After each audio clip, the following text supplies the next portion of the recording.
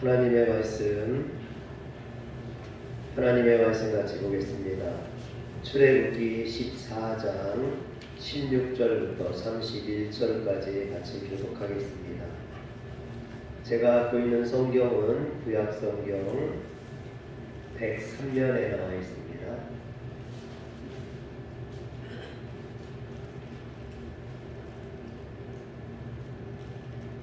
출애굽기 14장 16절부터 31절까지 말씀입니다. 지팡이를 들고 손을 바다 위로 내밀어 그것이 갈라지게 하라. 이스라엘 자손이 바다 가운데서 마른 땅으로 행하리라.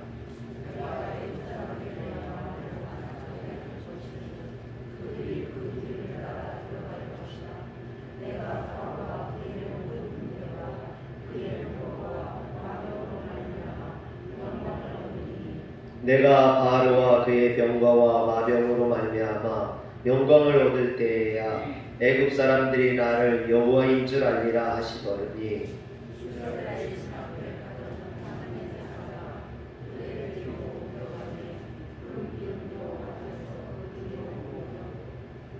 애굽 진과 이스라엘 진 사이에 이르러 서니 저쪽에는 구름과 흑암이 있고 이쪽에는 밤이 밝음으로 밤새도록 저쪽이 이쪽에 가까이 못하였더라.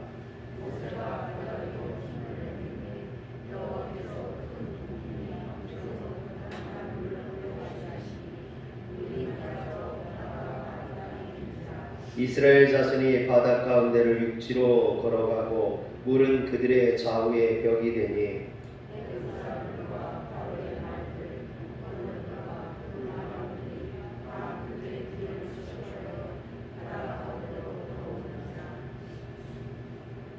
새벽에 여호와께서 불과 구름 기둥 가운데 애굽 군대를 보시고 애굽 군대를 어지럽게 하시며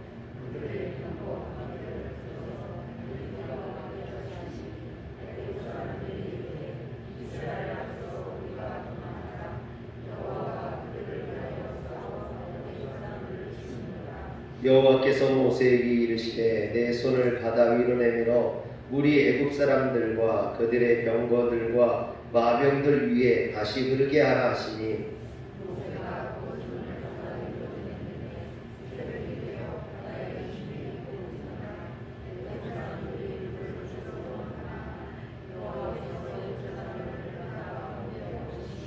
물이 다시 흘러 병거들과 기병들을 덮되 그들의 뒤를 따라 바다를 들어간 바로의 군대를 다 덮으니 하나도 남지 아니하였더라.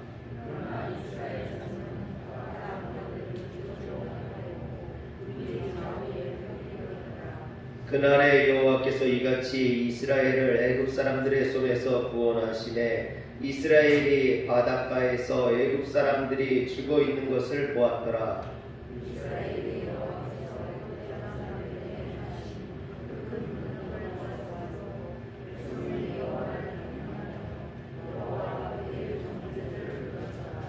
아멘.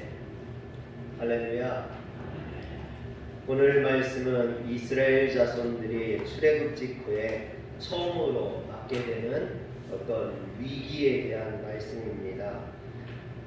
애굽에서 탈출한 이스라엘 백성들이 구름기둥과 불기둥을 따라 나아가서 도착하는 곳이 바다와 밑돌 사이에 비하이롯이라고 했습니다.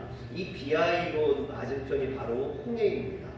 그들의 앞에 홍해가 가로막고 있는 거죠. 그런데 더군다나 바로가 병거를 이끌고 이스라엘을 추격해서 그들을 에워쌌습니다. 앞에는 홍해가 있고 뒤에는 애굽의 군대가 있습니다. 말 그대로 이스라엘 백성들이 진퇴양난에 빠지게 된 것입니다. 그러자 이스라엘 백성들은 하나님께 부르짖고 모세를 원망했습니다. 14장 11절에 보면 그들이 또 모세에게 이르되 애굽에 매장지가 없어서 당신이 우리를 이끌어내어 이 광야에서 죽게 하느냐? 어찌하여 당신이 우리를 애굽에서 이끌어내어 우리에게 이같이 하느냐라고 원망했습니다. 그런데 하나님께서는 이런 위급한 상황에 모세에게 너무나 이상한, 너무나 뜻밖의 명령을 내리십니다. 16절에 보면 지팡이를 들고 손을 바다 위로 내밀라 하셨습니다. 오늘 말씀을 우리가 보면요, 손을 내밀라라는 말씀이 4번이나 나옵니다. 16절에 손을 내밀라라는 말씀이 나오고요, 또 21절에도 보면 모세가 바다 위로 손을 내밀매 그랬습니다. 또 26절에 보면 여호와께서 모세에게 이르시되 내 손을 바다 위로 내밀어 그랬고요, 27절에도 보면 모세가 곧 손을 바다 위로 내밀매 그랬습니다. 이처럼 손을 내밀다라는 것이 4번이나 이렇게 반복돼서 나오는 것은 이것이 그만큼 중요하다라는 의미겠죠. 인간이 동물과 현저하게 구별되는 차별성이 있다면 손의 기능이라고 할 수 있습니다. 인간의 문화가 발달될 수 있는 것은 손이 있었기 때문이라고도 과언이 아닐 것입니다. 이는 좋은 의미도 있고 나쁜 의미이기도 하죠. 교황 율리오 2세의 병을 받아서 미켈란젤로가 4년 동안 혼신의 노력으로 그린 바티칸 시스티나 성당의 천지창조라는 그림을 보면요, 한번 그림을 보여주시겠어요? 이 그림을 보면 하나님께서 전지를 창조하시고 인간을 만드신 후에 인간에게 생명을 불어넣으실 때 성경에는 어디에다 불어넣으셨다겠습니까? 코에다 불어넣으셨다겠죠. 그런데 미켈란젤로는 하나님께서 인간 아담을 창조하시고 아담에게 코에 생명을 불어넣으신 게 아니라 그림에서 보는 것처럼 손끝으로 이렇게 생명을 불어넣으시는 것을 보게 됩니다. 이것은 그만큼 손이 중요하다라는 것을 강조하기 위함입니다. 인간은 매일 손을 사용하면서 살아갑니다. 그래서 도구를 만들어 쓰는 호모 하빌리스가 없었다면 두뇌를 사용하는 호모 사피엔스도 나타나지 않았을 것입니다. 이처럼 인류의 문명은 정교한 도구를 만들어 쓸 수 있는 손이 있었기 때문에 탄생할 수 있었습니다. 그래서 해부학 교수였던 박수현 교수는 인체에서 가장 잘 만들어진 것이 바로 손이다 그랬어요. 이 손이 인간에게 있어서 가장 잘 만들어진 걸작품이다라는 것이죠. 근데 이처럼 인간의 정교한 손 덕분에 인류 문명이 발전되기도 하지만 만약 인류 문명이 파괴된다면 그것도 또한 인간의 손으로 파괴될 것이라고 이야기합니다. 전에 중국의 시진핑 주석이 중국 전승절 기념식 연설 도중에 다모클레스의 검에 대해서 이야기한 적이 있습니다. 이것은 미국의 케네디 대통령이 1951년에 유엔 총회에서 우연히 일어날 수 있는 핵전쟁의 위험을 경계하기 위해서 인용했던 말로도 유명합니다. 오늘 이 그림에 보면은 왕자에 앉아있는 다모클레스 위에 검이 걸려있는 게 보이실 것입니다. 이 다모클레스는 고대 그리스 전승에서 유래된 말인데 그리스도 도시국가 사라쿠사의 장관이었습니다. 이 다모클레스는 디오니시우스 왕을 섬기면서도 이 디오니시우스 왕의 왕자를 부러워했어요. 그런데 이 디오니시우스 왕이 다모클레스가 자기의 왕자를 부러워한다는 걸 알자 이 다모클레스에게 하루 동안 자신의 왕자에 앉을 수 있는 특권을 줬습니다. 여러분 얼마나 좋겠습니까? 왕이 자신한테 하루 동안 왕을 할 수 있는 기회를 준 거예요. 그래서 이 다모클레스가 왕자에 앉아서 신하들이 그 앞에 도열하고 진수성찬이 자신 앞에 차려진 것을 보면서 이 다모클레스가 너무 기뻐했습니다. 근데 한동안 기뻐하고 즐거워하다 보니까 우연히 천장을 봤는데 천장 위에 자신의 머리 위에 날카로운 검이 매달려 있는 거예요. 그 순간부터 이 다모클레스가 겁이 질린 겁니다. 무서워진 거죠. 겁이라는 겁니다. 그때 디오니시우스 왕이 이 다모클레스에게 이야기합니다. 왕이라는 자리는 언제 떨어질지 모르는 칼 밑에 있는 것과 같다라고 말해준 거죠. 왕이 많은 특권을 누리고 많은 권력을 누리지만 또한 언제 죽을지 모르는 그런 위험한 자리라는 것을 깨우쳐 준 겁니다. 그래서 이 다모클레스는 이후부터는 왕의 자리를 부러워하지 않았다라고 합니다. 여러분, 권력이라는 것이 눈에 보이는 것만큼 편안한 것만이 아니며 그 권력 뒤에는 항상 위기도 있다라는 말입니다. 권력처럼 우리의 인간의 손도 마찬가지입니다. 이 손을 통해서 우리는 선을 행하기도 하지만 좋은 것을 만들고 편안함을 만들기도 하지만 이 손이 잘못되면 사람을 죽이기도 하고요. 사람을 해치기도 합니다. 그래서 우리의 이 손을 통해서 문명이 만들어지기도 하지만 또한 문명을 파괴하기도 한다라는 것입니다. 이처럼 미켈란젤로가 손을 통해서 나타내고자 했던 것도 바로 이런 인간 본성의 양면성, 이 손의 양면성을 강조하는 것이 아닌가 저는 그렇게 생각합니다. 성경을 읽어보면 성경 속에 여러 가지 유형의 손이 등장하는 것을 보게 되죠. 육신의 안목과 정욕에 빠져서 하나님의 명령에 불순종하고 선악과를 따먹었던 하와의 탐욕의 손이 있었고요. 질투심에 동생 아벨을 쳐 죽였던 가인의 살인하는 손도 있었습니다. 또 하나님을 향하여 손을 들어 맹세했던 아브라함의 언약의 손이 있었고요. 술람미 여인을 사랑하여서 어루만지던 솔로몬의 애정어린 손도 있었습니다. 병자들의 완부를 어루만지시던 우리 주님의 치유의 손이 있었고 예수님의 뺨을 치던 로마 군병의 무례한 손도 나옵니다. 예수님에게 십자가형을 판결하고도 자신은 아무런 죄가 없다고 손을 씻었던 그 빌라도의 무책임한 손도 나옵니다. 물에 빠져서 자신을 구원해달라고 애원했던 베드로의 회개의 손도 나오죠. 여러분, 이처럼 성경에는 다양한 손이 등장합니다. 오늘 말씀에도 보면 지팡이를 들고 손을 바다 위로 내밀라 했던 주님의 하나님의 명령을 따라 모세는 손을 내밀었습니다. 그렇다면 오늘 모세가 내민 손은 어떤 손이었느냐라는 겁니다.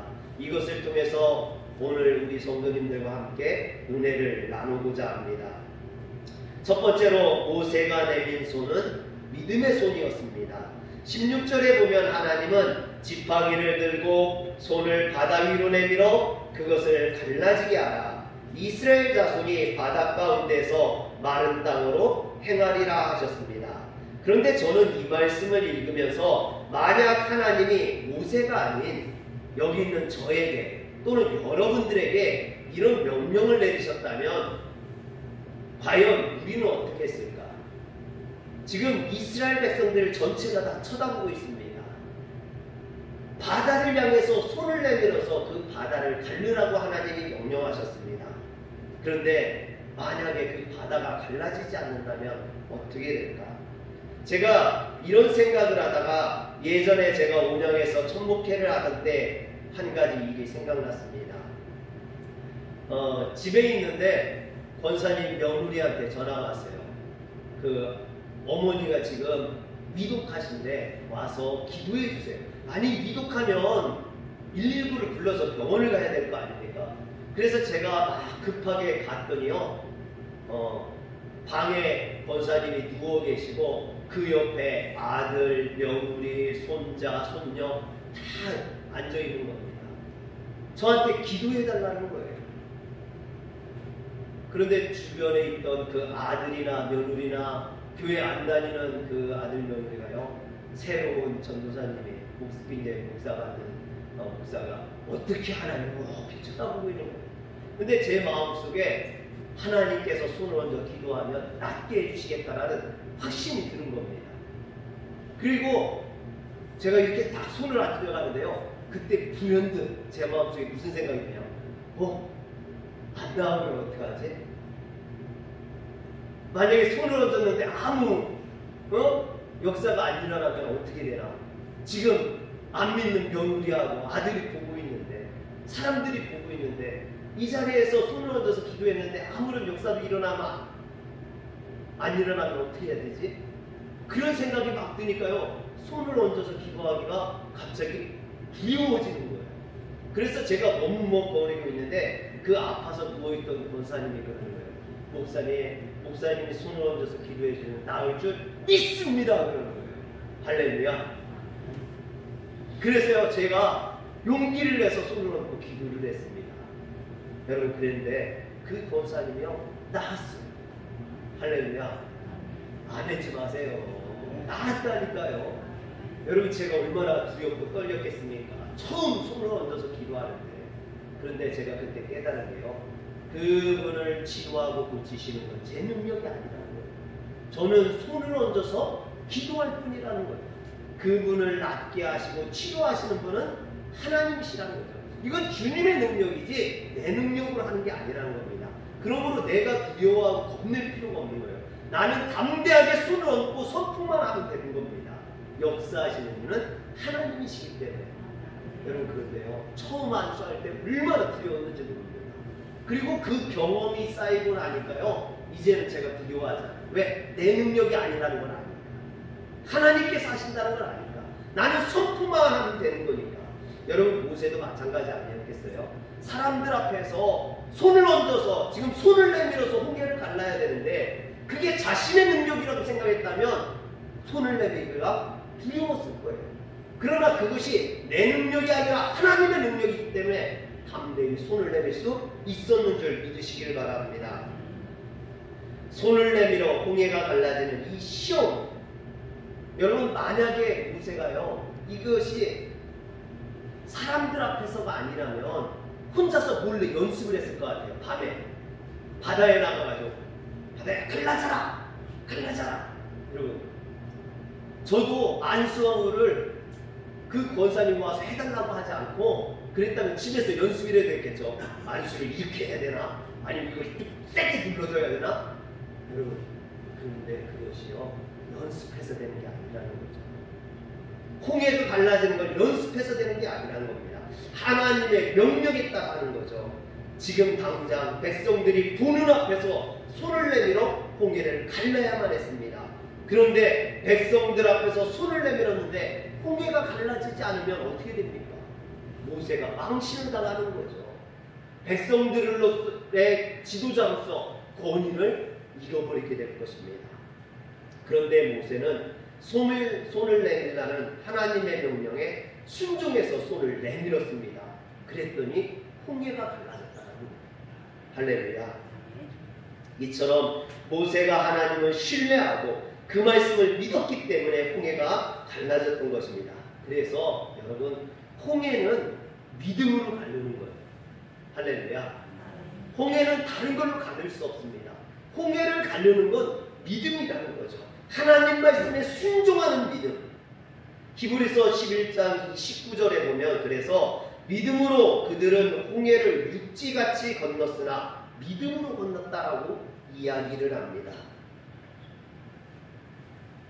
이처럼 모세와 이스라엘 백성들은 믿음으로 홍해를 가르고 바다를 육지처럼 건넜습니다. 그러나 반대로 애국 사람들은 이것을 시험하다가 빠져 죽었으며 그랬어요. 애국 사람들은 시험하다 빠져 죽었다라는 겁니다. 여러분, 믿는 자에게는 홍해를 육지같이 건너는 기적이 일어나지만 시험하는 자는 빠져 죽는다라는 겁니다. 이것을 너무나 잘 보여주는 말씀이 마태복음 14장에 풍랑이 있는 밤에 예수님께서 무리를 걸어서 제자들에게 오십니다. 그러자 제자들이 두려워하죠. 두려워합니다. 귀신인가 뭐 그러죠. 그러나 예수님께서 나니 두려워 말라 할 때 베드로가 뭐라 합니까? 주님이시여거든 나를 명령하사 물 위로 오라 하소서 그럽니다. 그러니까 예수님께서 베드로에게 오라 하십니다. 그러자 베드로가 배에서 내려 무리를 걸어서 예수님에게 가죠. 여러분, 예수님께서 오라 하시는 그 말씀을 믿었을 때 베드로는 무리를 걸었어요. 그러나 바람을 보고 무서웠을 때는, 시험이 들었을 때는 물에 빠져버리고 말았다라는 겁니다. 오늘 우리가 하나님의 말씀을 믿을 때는요, 홍해가 갈라지는 역사가 나타납니다. 무리를 걷는 능력이 나타납니다. 그러나 우리가 의심이 들고 시험에 빠지면은 여러분 물에 빠질 수밖에 없어요. 물에 빠져 죽을 수밖에 없습니다. 그 어떤 능력도 나타나지 않습니다. 그렇다면 믿음으로 건넜다라는 것은 구체적으로 어떤 의미를 가질까요? 여러분, 만약 하나님께서 홍해 바다를 먼저 갈라놓으시고 그 홍해에 8차선 대로를 깔아놓고 이스라엘 백성들에게 건너라 해서 이스라엘 백성들이 그것을 건넜다면 그것은 믿음으로 건넜다라고 말할 수 없을 것입니다. 15절에 보면 하나님께서 아직 아무 일도 일어나지 않고 차고 넘치고 있는 홍해 바다를 향해서 이스라엘 백성들에게 건너가라고 하셨습니다. 그리고 모세에게 손을 내밀라 하셨어요. 여러분, 지금 홍해가 갈라지고 있을 때 손을 내밀라는 게 아니에요. 물은 차고 넘치고 있습니다. 그런데 손을 내밀라는 겁니다. 아직 아무 일도 일어나지 않고 있는 바다를 향해서 손을 내미는 것, 그것이 바로 믿음으로 손을 내미는 거예요. 그것을 향해서 나아가는 것이 믿음으로 나아가는 것입니다. 그런데 이 말씀을 준비하다가 한 가지 의문이 들었습니다. 모세가 손을 내밀자 홍해가 갈라졌어요.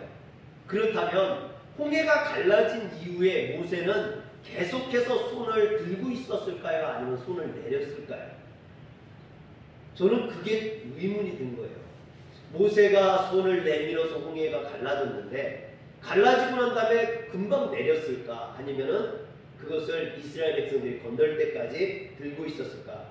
성경에는 잘 나와 있지 않습니다. 물론 이제 홍해가 다시 덮어질 때 모세에게 다시 손을 내밀라고 했는데, 여러분, 저는 모세가 계속해서 들고 있었지 않았을까 그런 생각을 한번 해봤습니다. 왜냐하면 출애굽기 17장에 보면 아말렉이 르비딤에서 이스라엘 백성들의 후미를 공격하는 사건이 벌어집니다. 그래서 이스라엘 백성들이 아말렉과 전쟁을 하는데 여호수아는 사람들을 이끌고 나가서 아말렉과 싸우고 모세는 아론과 훌을 데리고 산꼭대기로 올라가서 기도를 합니다. 그런데 이상한 것은 모세가 손을 들면 이스라엘 백성들이 이기고 모세의 손이 내려오면 아말렉이 이기더라 했습니다. 그래가지고 모세가 한참을 손을 들고 있으니까 피곤해서 손이 점점 내려오니까 아론과 훌이 모세의 손을 붙들어서 그 손이 해가 지도록 내려오게 하지 아니하니 여호수아가 칼날로 아말렉을 쳐서 무찔렀다고 했어요. 여러분, 모세의 손이 들려있을 때 하나님의 역사가 일어난다는 거죠. 그래서 저는 이스라엘 백성들이 홍해를 지나갈 때까지 좌우 바다가 이렇게 벽이 되어서 있을 때 그 가운데를 지나가는 이스라엘 백성들은 얼마나 두렵고 떨렸겠습니까? 그들이 지나가면서 그 물의 터널 아닙니까? 물의 터널을 지나가면서 이 물이 언제 쏟아질지 모르는 그런 두려움, 또 애굽의 군대가 뒤에서 쳐들어와서 우리가 지나가고 있는 우리를 죽이면 어떡하라는 그런 걱정들, 염려들, 그때 이스라엘 백성들이 바라봤던 것은 모세의 손이 아니었을까 생각합니다. 그때까지도 모세는 손을 들어서 이스라엘 백성들에게 안전하니 지나가라는 거죠. 홍해가 갈라지고 하나님의 능력이 우리 가운데 있다는 것을 표시해 줬을 겁니다. 사랑하는 성도 여러분, 우리 인생에 어려움이 있을 때, 힘든 일이 있을 때 우리는 그 손을 바라봐야 됩니다. 우리를 향해서 십자가를 지셨던, 우리를 위해서 피 흘리셨던, 우리를 위해서 십자가에 못 박히셨던 그 주님의 손을 바라보시길 주의 이름으로 축원합니다. 그래서 오늘 내 삶에 부딪혀오는 어떤 난제 앞에서 고통스러운 인간관계 가운데 실수하기도 하고 좌절하기도 하고 낙심하기도 하면서 우리는 주님을 의지하고 기도해야 됩니다. 부르짖어야 됩니다. 여러분, 그래서 우리는 주님을 바라보면서 늘 기도해야겠죠. 복음성가에 보면 오늘 집을 나서기 전이라는 복음성가 있습니다. 오늘 집을 나서기 전 기도했나요? 오늘 바늘은 종이에 호소했나요? 기도는 우리의 안식 빛으로 인도하니 앞이 캄캄할 때 안녕하세요. 사랑하는 성도 여러분, 우리의 앞이 캄캄할 때 기도하는 거 잊지 마시길 바랍니다. 우리가 기도할 때 주님이 우리의 앞에 있는 홍해를 갈라주실 줄 믿으시길 바랍니다. 두 번째로 모세의 손은 은혜의 손이었습니다. 여기서 저는 한 가지 상상을 해봤습니다. 만약 하나님께서 모세의 손을 통해서 홍해를 가르지 아니하시고 굳이 모세를 통해서 홍해를 갈릴 일이 뭐 있습니까? 하나님께서 직접 하늘에서 역사하셔서 하나님께서 하늘에서 구름 타고 내려오셔서 홍해를 갈라주셨다면 이스라엘 백성들이 더 하나님 앞에 영광을 돌리고 그 역사가 하나님의 역사임을 믿지 않았을까? 굳이 모세에게 손을 내밀어서 갈르라고 이야기하실 필요가 무엇이 있겠는가? 저는 그런 생각을 해봤습니다. 그런데 그것이 하나님의 은혜입니다. 할렐루야. 제가 예산에 있을 때 겨울에 교회 마당에 토끼 한 마리가 데려온 거예요. 이제 교회가 산에 있다 보니까 토끼가 교회 마당에 내려왔는데 제가 1시간을 쫓아다녀서 그 토끼를 잡았어요. 그 토끼를 잡아가지고 이제 잡았으니까 그 토끼를 키우려고 집을 만드는데 제가 혼자 토끼 집을 만들고 있는데 사야가 초등학생 때였는데 오더니 아빠 내가 도와줄게 그러는 거예요. 사실 사야가 도와주고 일거리를 더 만들어요. 네? 뭘 자기가 막 뭘 하겠다고 하면은 다치기도 하고 또 실수도 하고 더 시간도 많이 걸리고 그래도 아들이 하고 싶다고 하니까 어떻게 합니까? 그래 이것도 좀 가져오고 이것도 해보고 저것도 해보고 그렇게 했어요. 그리고 이제 주일날이 돼서 아이들이 이제 교회 앞에 아이들이 왔는데 아이들이 와서 토끼가 있고 토끼장이 있으니까 너무 좋아하는 거예요. 그래서 막 토끼를 구경하는데 사야가 그러는 거야. 야 이거 내가 만든 거야 그러는 거예요. 그랬더니 애들이 오 진짜 네가 만들었어? 막 그러는 거예요. 그랬더니 사야가 저한테 그러는 거예요. 아빠 이거 내가 아빠랑 같이 만든 거 맞지? 그러는 거예요. 그래서 제가 그래 사야가 그거 만든 거야. 그랬더니 애들이 와 그러니까 사야가요 얼마나 자랑스러워하고 좋아하는지 몰라요. 여러분 하나님이 일을 하실 때 인간을 사용하시는 이유는 이런 이유 때문에 우리에게 자랑스럽게 하기 위해서 우리에게 하나님의 일에 동참했다는 하나님의 일에 내가 도움이 됐다는 그런 자부심과 영광을 주기 위해서 할렐루야 그런 어떤 기쁨을 주시기 위해서 하나님이 일하실 수 있어요.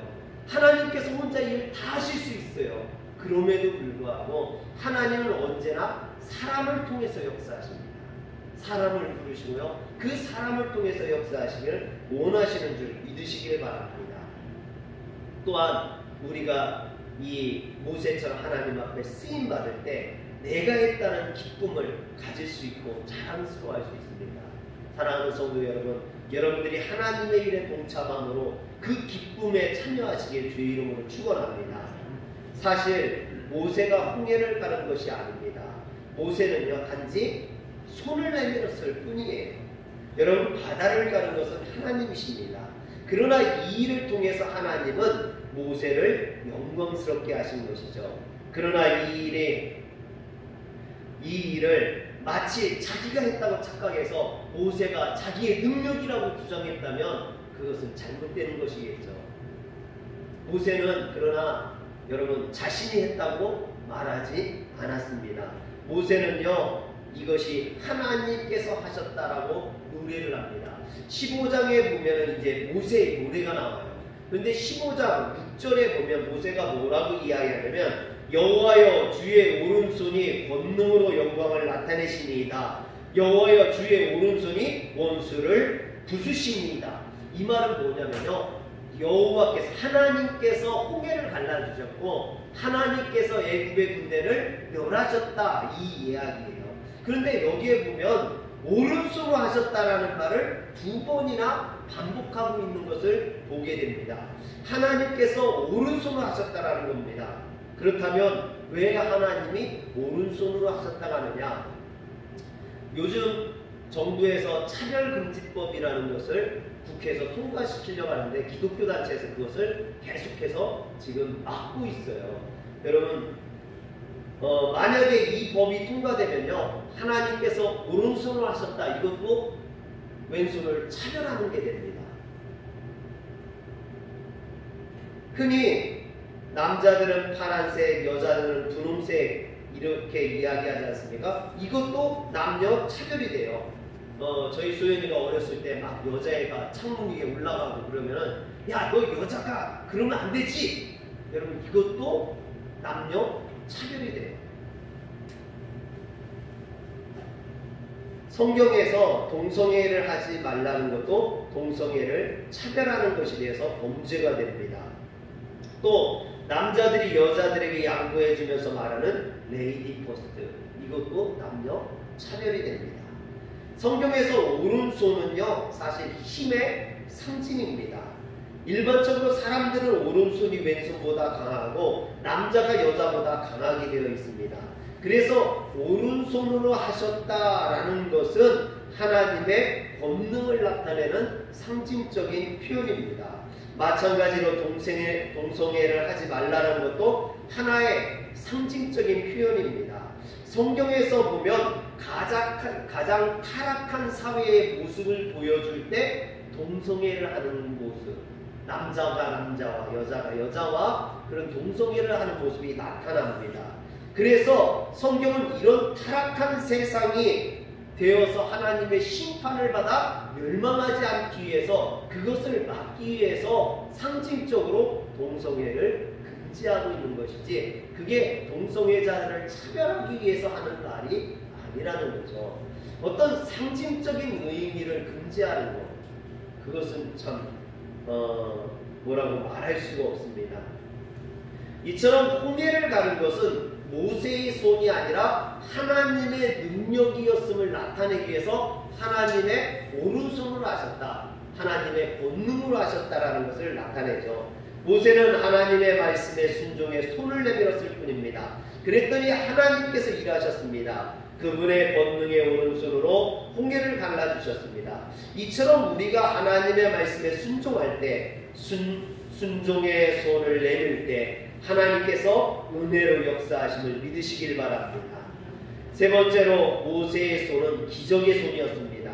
하나님이 내 손을 내밀라고 명령하실 때 모세가 순종하여 손을 내밀었습니다. 내미는 순간 기적이 시작되었습니다.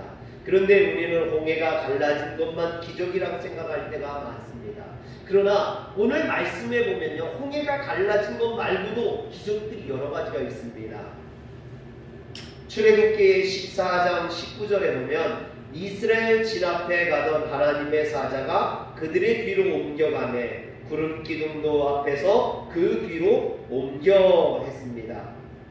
여기서 보면 하나님의 사자가 동원되는 것을 보게 됩니다.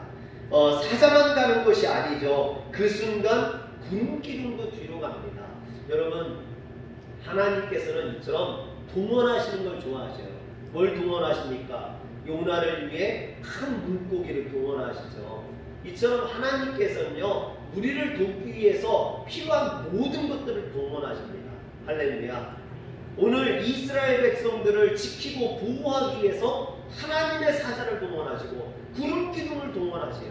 그래서 이 구름 기둥이나 하나님의 사자는 이스라엘 백성들을 인도하는 역할을 지금까지 했었습니다. 그런데 이 순간만큼은 이 구름 기둥과 하나님의 사자가 역할이 달라지죠. 무엇을 역할로 합니까? 이스라엘 백성들을 보호하고 지키는 역할. 사랑하는 성도 여러분, 하나님께서 우리를 천국과 천사를 통해서 늘 인도하십니다. 그러나 위급한 순간, 우리가 어려움을 당하고 고난을 당하는 순간에는 그 하나님의 사자가 우리를 지키고 보호하는 역할까지 감당하는 줄 믿으시길 바랍니다. 사랑하는 성도 여러분, 광야를 헤매는 동안 하나님께서 하나님의 사자를 통해 구름 기둥과 불 기둥을 통해 이스라엘 백성들을 인도하셨던 것처럼 우리가 이 세상을 살아가는 동안 하나님께서 주의 천사를 동원하여 우리를 인도하심을 믿으시길 바랍니다. 그러나 위기의 순간에 하나님의 사자와 구름 기둥이 그들의 뒤로 가서 그들을 보호했던 것처럼 우리에게 어려움이 닥치고 고난이 닥치면 우리를 인도하던 그 거룩한 손길이 우리를 보호하는 손길로 바뀌게 됩니다. 그래서 그 모든 위기와 고난 가운데 우리를 지켜주시고 보호해 주시게 됩니다. 여러분, 또 기적은 이것만이 아니죠. 출애굽기 14장 21절에도 보면 두 가지 기적이 나타납니다. 모세가 바다 위로 손을 내밀 때 여호와께서 큰 동풍이 밤새도록 바닷물을 물러가게 하시니 물이 갈라져 바다가 마른 땅이 된지라 그랬습니다. 먼저 큰 동풍이 밤새도록 불어 바닷물을 물러가게 했다 했습니다. 우리가 하나님의 말씀에 순종하여서 손을 내밀 때 하나님께서는 동풍이 불어 물을 물러가게 하십니다. 그래서 우리 앞에 놓인 위험을 마르게 하시고 물러가게 하신다라는 거죠. 여러분, 이처럼 우리가 믿음의 손을 내밀 때, 하나님 앞에 구원의 손길을 바랄 때, 여러분, 하나님께서 동풍을 불게 하시는 줄 믿으시길 바랍니다. 우리를 통해서 하나님의 사자를 동원하셨던 하나님께서 이번에는 동풍을 동원하셔서 그 물을 마르게 하신다는 거죠. 우리 앞에 가로막은 그 모든 것들을 물러가게 하시는 동풍이 오늘 이 시간에 우리 가운데 불 줄 믿으시길 바랍니다. 그리고 두 번째 기적은 바다가 마른 땅이 되었다라는 것입니다. 이스라엘 백성들이 걸어간 길은 홍해 바다에 오랫동안 잠겨있던 그 바닷속에 잠겨있던 땅입니다. 그렇다면 물이 아무리 물러갔다 할지라도 그 땅은 진흙이나 갯벌이어야 마땅합니다. 물속에 잠겨있던 땅이니까 그 땅이 얼마나 질겠습니까? 더군다나 이스라엘 백성들은 지금요, 장년만 걸어가는 게 아니죠. 어린아이와 노약자들과 짐과 수레와 짐승까지 갑니다. 그런데 그 땅이 진흙과 같은 땅이었다면 이스라엘 백성들이 그 땅을 지나가기가 얼마나 괴롭고 고통스럽고 어려웠겠습니까? 아이들이 빠지고 수레가 빠지고 동물들이 빠지고 여러분, 제대로 앞을 나갈 수가 없었을 것입니다. 그런데 그 땅이 무슨 땅이라고요? 마른 땅이 되었다 했습니다. 마른 땅. 하나님께서 이스라엘 백성들을 걸어갈 수 있도록 그 땅을 마른 땅이 되게 하셨다고 했어요. 16절에도 보면 이스라엘 자손이 바다 가운데서 마른 땅으로 행하리라 됐습니다. 여기서 마른 땅은요, 빠야빠샤라는 말인데 창세기 1장에 보면 하나님께서 천지를 창조하실 때 물과 뭇을 나누시고, 여러분, 물을 나누실 때 물을 걷어서 물을 따로 풍창, 아래 풍창, 위 풍창을 나누실 때 그 물이 걷어낸 마른 땅, 그게 야빠샤라는 거거든요. 오늘 성경에 나오는 빠야빠샤가 바로 거기에서 나온 말입니다. 마른 땅을 의미하는 거예요. 여러분, 하나님께서는 이스라엘 백성들에게 물을 걷어낸 마른 땅을 주셨다라는 거죠. 이스라엘 백성들이 빠지지 아니하고 단단히 지나갈 수 있는 그런 마른 땅을 주시는 줄 믿으시길 바랍니다. 오늘 우리가 하나님 앞에 기도할 때 하나님께서 우리에게 주시는 길은 빠지는 수렁의 길이 아니라 단단한 마른 땅이라는 겁니다. 대로를 열어주신다라는 거죠. 사랑하는 성도 여러분, 물이 갈라지는 것만이 기적이 아닙니다. 마른 땅을 건너는 것도 기적입니다. 하나님은 마른 땅을 통해서 이스라엘 백성들을 편안히 갈 수 있도록 그들을 인도해 주셨습니다. 그런데 이 모든 기적은요, 한 가지 사건 때문에 가능했다라는 거예요. 그 한 가지 사건이 뭡니까? 모세가 하나님의 말씀에 순종해서 손을 내미는 것. 모세가 손을 내밀었을 때 이 모든 기적, 하나님께서 이처럼 이스라엘 백성들에게 하나님의 사자를 동원하시고 구름 기둥을 뒤로 보내시고, 그래서 그들을 애굽의 군대를 막으시고, 또 동풍을 불어서 홍해를 말리시고 그 바다를 마른 땅이 돼서 이스라엘 백성들이 지나가게 하시는 이와 같은 놀라운 기적들을 하나님께서 모세가 손을 내미는 이 하나의 순종의 사건에 베풀어 주셨다라는 것입니다. 이런 순종이 기적을 일으킨다는 것이죠. 오늘 이 순간에도 누군가 모세처럼 하나님의 말씀에 순종해서 손을 내밀 때 여러분 홍해가 갈라지는 것과 같은 마른 땅을 지나는 것 같은 그런 기적이 일어날 줄 믿으시길 바랍니다. 교회의 역사를 보면 놀라운 기적을 경험했던 사람들이 많이 나옵니다. 유달리 많은 기적을 체험했던 사람들이 나옵니다. 아시시리의 성자 프란체스코나 인도의 성자 썬다싱이나 또는 믿음의 사람 조지 밀러 같은 사람들은 놀라운 기적을 체험했던 사람입니다. 그런데 이런 기적을 경험한 사람들일수록 삶 가운데 두드러지게 나타나는 한 가지 특징은 그들이 철저하게 말씀에 순종하는 사람이었다라는 것입니다. 어린아이처럼 단순하게 순종하고 단순하게 믿음으로 걸어갔죠. 여러분 생각이 많거나 복잡한 사람은요 하나님 말씀에 순종하기가 어렵습니다. 그래서 믿음은 단순해야 돼요. 하나님의 말씀이라면 여러분 그것을 내 생각으로 재고 평가할 것이 아니라 그 말씀에 순종할 수 있어야만 합니다. 앤드류 머레이는 그래서 이렇게 말합니다. 예수를 믿는 그 순간부터 우리는 하나님의 순종의 학교에 입학한 것이다 라고 했습니다. 우리가 한평생 배워야 될 많은 레슨이 있겠지만 그 중에서 순종의 레슨을 배워야 합니다. 여러분 순종은요 태어날 때부터 어떤 가지고 태어나는 게 아닙니다. 타고나는 게 아니라는 거예요. 순종은 배워서 되는 겁니다. 여러분 오늘 모세를 통해서 우리가 하나님 앞에 순종하는 걸 배워야 됩니다. 여러분 하나님 말씀에 순종하는 것을 오늘 여러분들이 배우신다면 여러분들의 인생에 홍해가 갈라지는 마른 땅이 나타나는 그런 능력과 역사가 나타날 줄 믿으시길 바랍니다. 우리의 인생에 왜 기적이 나타나지 않습니까? 왜 내 삶 속에 드라마가 없습니까? 왜 내 인생에 놀라움과 풍성함이 없습니까? 그것은 내가 하나님의 말씀에 순종하지 못하기 때문입니다. 모세가 순종함으로 내밀었던 그 손에 기적이 일어났습니다. 오늘 우리도 믿음에 순종하는 그 손을 주님 앞에 내밀 수 있기를 주의 이름으로 축원합니다. 기도하겠습니다. 거룩하신 하나님, 하나님의 말